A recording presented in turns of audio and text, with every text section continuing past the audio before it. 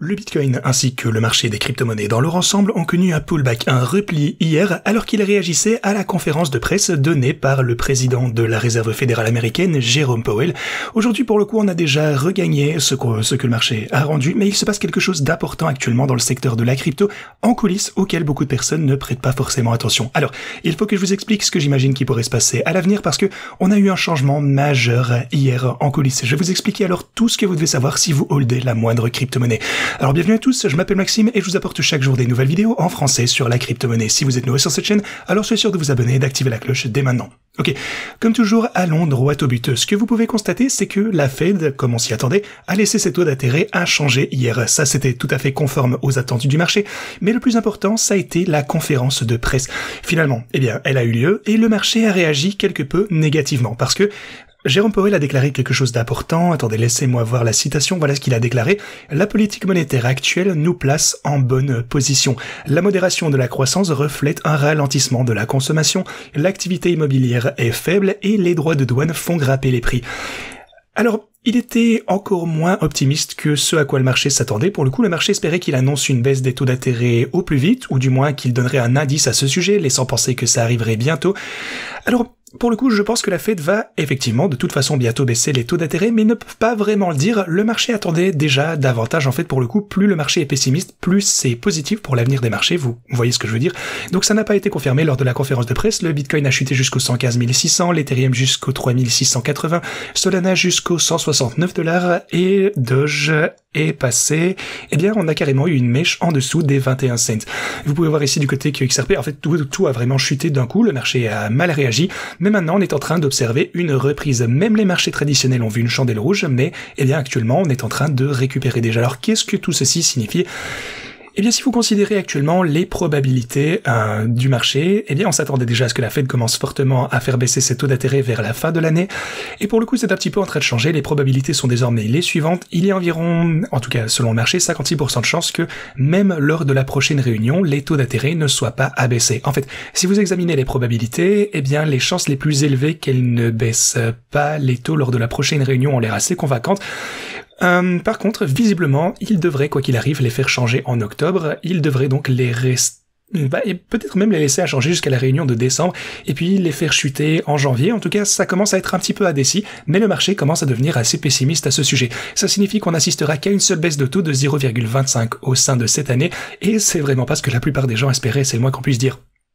Alors, qu'est-ce que tout cela signifie ? Eh bien, ça veut dire que le marché haussier va être un petit peu... Bon, pour le coup, on est toujours dans un marché haussier, ne vous y détrompez pas, les prix ont déjà gonflé, en fait. Mais ça signifie, pour ceux qui s'attendaient à un pic vers la fin de 2025, même début 2025, bon là, évidemment, ça ne s'est pas produit, vous avez déjà la preuve, mais ça signifie que le marché haussier sera légèrement retardé au niveau du pic, à mon avis. Maintenant, j'en suis plus certain que jamais. Pour le coup, je vous ai toujours suggéré que, dans le meilleur des cas, on devrait voir, eh bien, le sommet de ce marché vers la fin de 2025, pas au début, pas en été, pas en automne, mais vers la fin de 2025, ou même plus tard, j'ai toujours suggéré, probablement en 2026, et maintenant ça semble de plus en plus probable. La réunion de la Fed d'hier, je pense, me confirme vraiment cette théorie.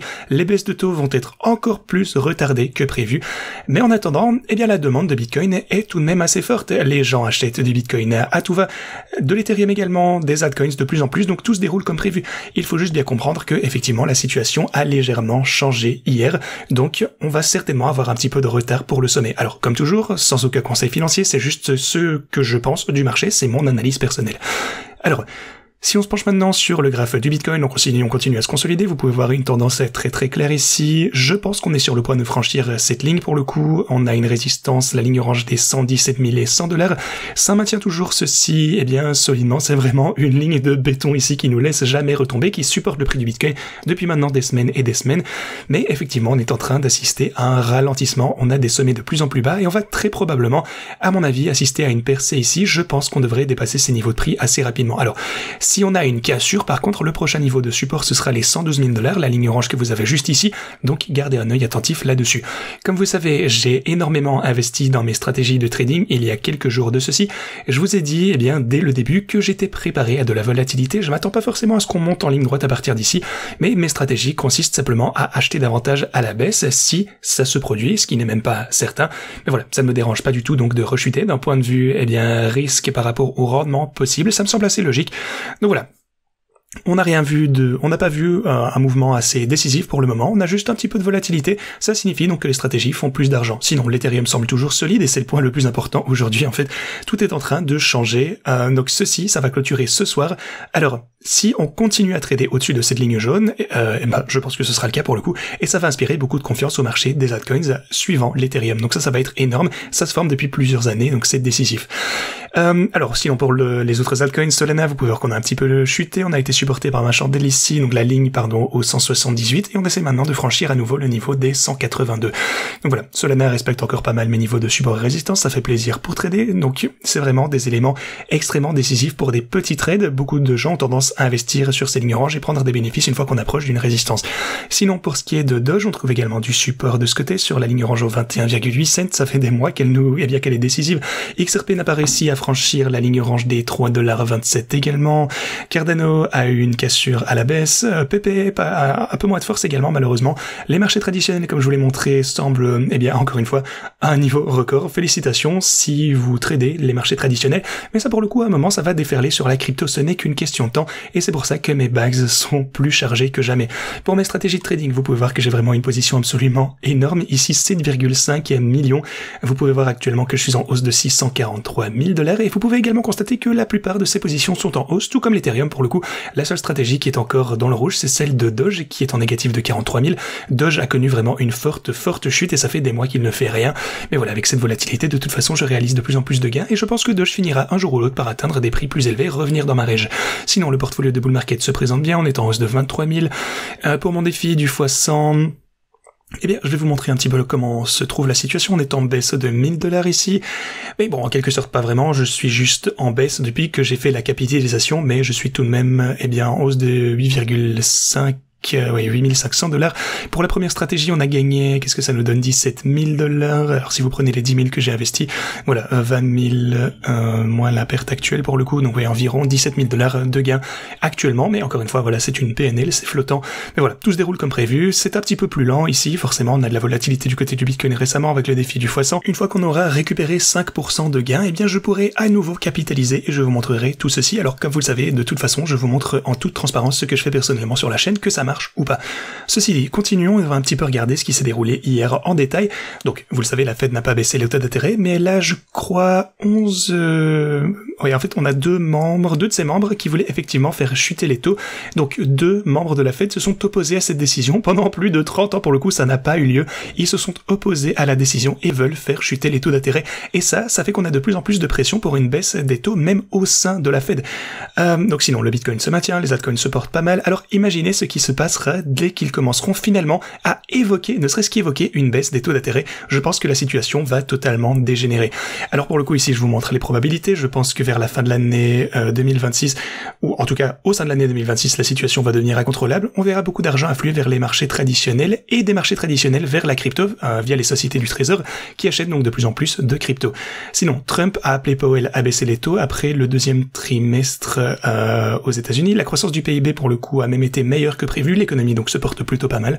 La Maison Blanche a également publié hier le rapport sur les actifs numériques et a confirmé que le Trésor gérerait la réserve américaine de Bitcoin. Cette réserve d'ailleurs sera initialement constituée des Bitcoins qui ont été saisis apparemment. Les départements du Trésor et du Commerce élaboreront des stratégies pour accumuler davantage de Bitcoin. Alors en règle générale, les Bitcoins ne devraient pas être vendus. Un autre point important, Donald Trump souhaite stimuler la demande des bons du Trésor américain et les émetteurs de stablecoins comptent parmi les plus gros acheteurs. Tether et USDC achètent énormément des bons du Trésor et ils veulent que le cours du Bitcoin atteigne le plus haut niveau possible.